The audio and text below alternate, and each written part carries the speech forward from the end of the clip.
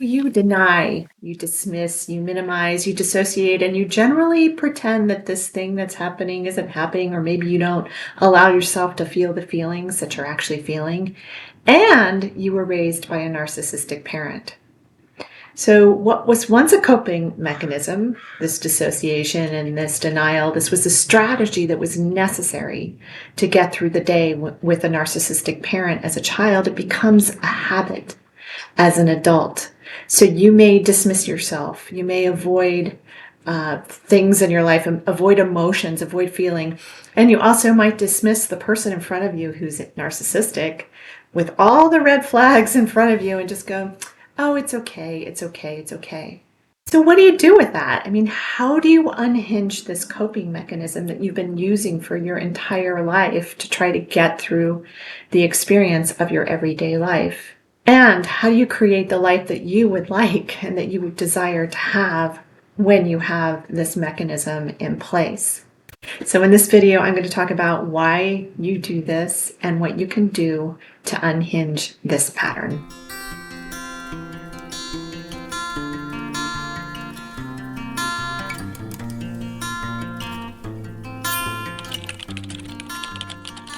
Dr. Meg Haworth, and I am a transpersonal psychologist, holistic nutritional chef, and a best-selling author of Get Well Now, Healing Yourself with Food and the Power of the Mind. It's a holistic handbook for healing from chronic illness after you've been through abuse of all different kinds, particularly narcissistic abuse.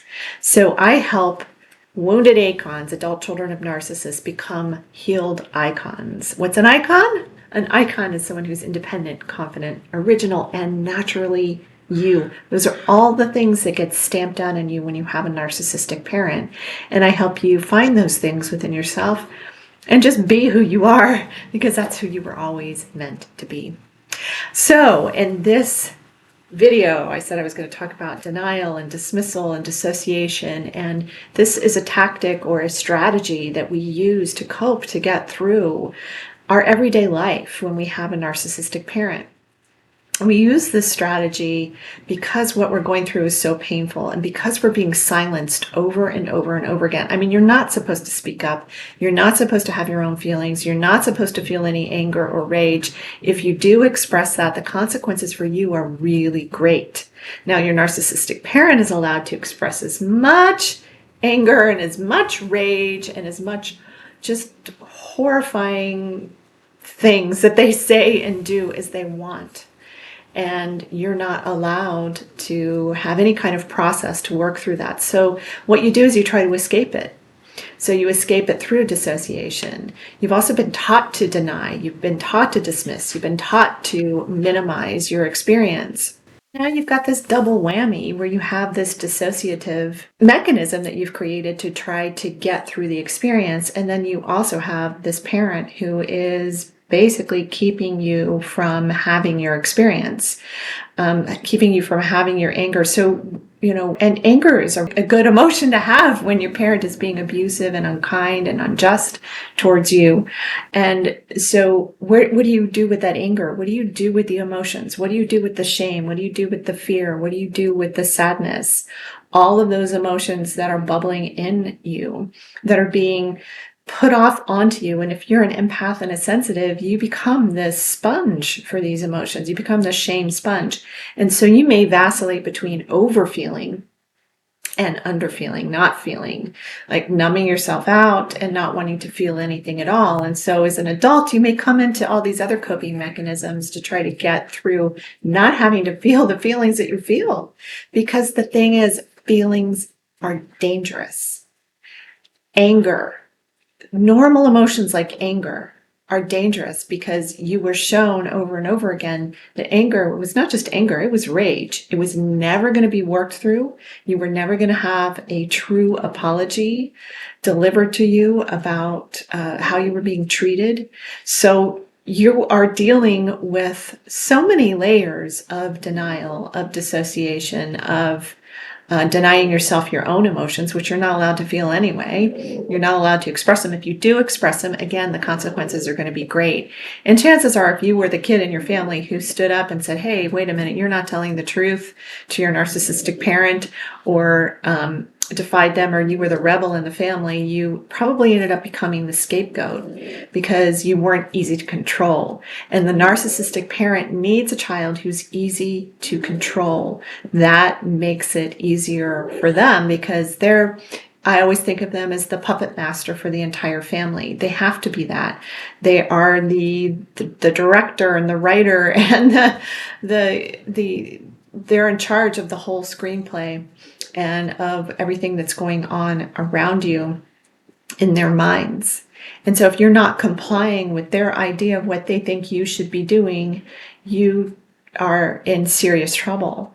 And so you use denial and dissociation and escapism, I mean, why wouldn't we? You'd go run to your room and read a book, or escape into doing some artwork or something that would take you out of the experience of being in that emotional state. And so you grow up with avoiding emotions, or feeling emotions so intensely that you're super sensitive, super emotional, and sensitivity is a wonderful quality. But when that sensitivity is working against you and it's hurting you, hurting your relationships, those are all things that you can change, you can shift, and you can grow through this experience of understanding, first of all, where this all came from. And as you can see, if you're an adult child of a narcissist, you're probably nodding your head wildly right now. Like, oh my gosh, that's exactly how it was, where I had to avoid everything. I had to dissociate. I had to escape in some way, shape, or form. And so you continue doing that as an adult. And so to unhinge the pattern, which is what I said this video is really going to be about, is that you're going to have to learn to let yourself feel what you're feeling, and learn to become honest about what you're feeling in the moment, and learn how to deliver those feelings in ways that are valuable to you and valuable to other people in your relationship. Now, this is a process. This is not something that happens overnight, because basically you're unwinding and reprogramming yourself with a new way of being, which is really kind of your natural way of being. I think we're naturally wired to have specific emotions in specific instances, and it's perfectly natural to have anger when somebody's being abusive or cruel or mean to you, or be sad or feel hurt or feel all of the range of emotions that we have available to us. So when you start to let yourself feel that emotion, this is actually a really powerful moment. It's scary at first when you start to let yourself feel the shame, or feel the guilt, or feel the pain, or feel the hurt, or the sadness that's coming up. A lot of us have this overwhelming sadness, and we might have used anger to just like push it down. And we've ended up becoming sick in the process. And this is exactly what happened to me. And actually, I was thinking earlier, before I made this video, I was thinking about something that I did. And this is an example of a way that I dismissed myself and dismissed my own needs, which I have had a really hard time with. I've done a lot of this in my adult life.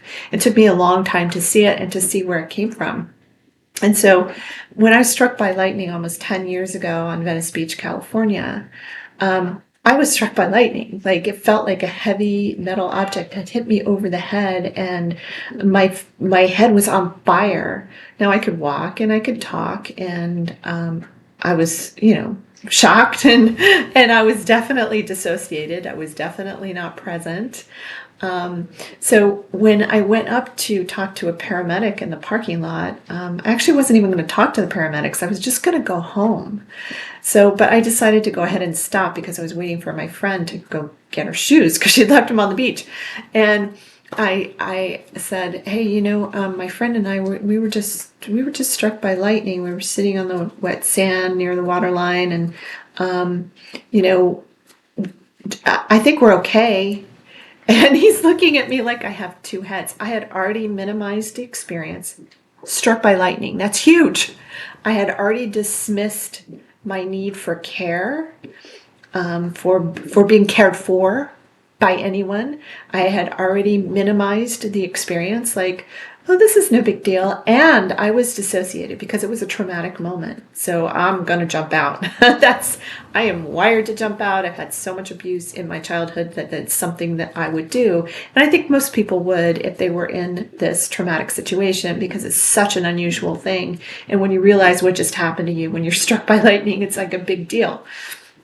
So, so I minimized and dismissed that, and I started to notice this is a pattern that I have of mine, and that I had continued to minimize and dismiss experiences because there was a belief that was running me that I did not even realize was running me, and the belief was everyone else is more important than me, and I had put everyone else up above me in every way, but I was trained to do that. I was programmed to put my narcissistic parent up above me, to deal with whatever their needs were, to take care of them.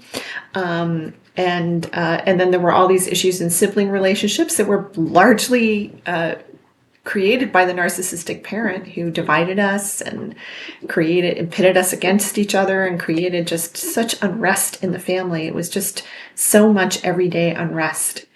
So I can see where it came from.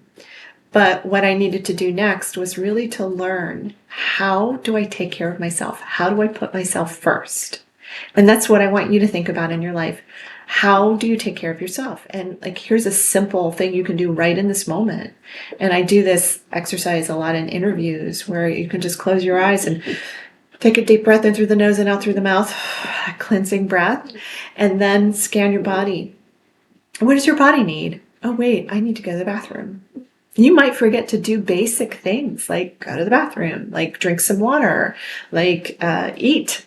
Like really basic things. You may really neglect your own needs because you were so neglected. You were so other focused. You were trained to be other focused. So this is what I want you to start doing, is really train yourself to, what do I need in this moment? What do I need for myself in this moment? And the other thing I want you to start doing is really let yourself feel what you're feeling. Now, I know a lot of people will use all kinds of ways to not feel. I know I did. Alcohol was my favorite thing. And sugar, I loved, I'd make a batch of cookies and just chow down on my batch of cookies, So, so those were some things that I used to try to numb out, dissociate, watching TV. So if you have a mechanism that you use that's like keeps you away from feeling what you're feeling, stop. Just don't do it. Like, the first week I didn't do any alcohol at all. I would start to feel like massive fear. And so what I did is I literally sat in that fear, and I literally shook with the fear, but I let it move through me. Just let it move through me. And then I used my whole person integration technique on myself so that I could release that fear, that toxic fear, that I was so afraid to feel that fear, but it really wasn't awful when I allowed myself to feel it. And then the way whole person integration technique, that technique that I created, that emotional release technique, is set up is it helps you to release the emotional energy from your field. Because those emotions have such strong charge, and they gain energy and speed over time, and they drain you over time, and they eventually drain your biology so that you can become sick. And if you follow me, you may already know that I had over a dozen illnesses. So I became very sick from the abuse that I went through, and from not allowing myself to feel my own emotions.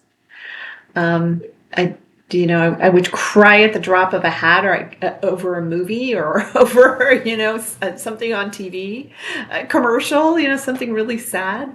But when it came to my own stuff, I would try to avoid it. But when I started to face it, when I started to really look at it and look at my own patterns and look at the way that I do things, and look at the trajectory of how I did things, it really helped me to unlock the pattern.